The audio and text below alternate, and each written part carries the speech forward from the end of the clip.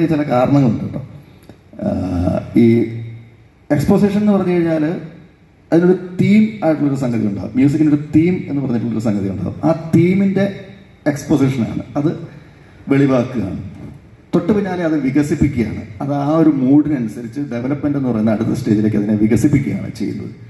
അങ്ങനെ വികസിപ്പിച്ചതിന് ശേഷം പഴയ ആ സ്ഥലത്തേക്ക് അതിൻ്റെ ഒരു സമ്മറി എന്ന് പറയാവുന്ന റീക്യാപിറ്റുലേഷൻ എന്ന് പറയുന്ന മൂന്നാമത്തെ സ്റ്റേജ്. ഇങ്ങനെയാണ് സൊനാറ്റ അലിഗ്രോ ഫോമിൻ്റെ ഒരു ഘടന.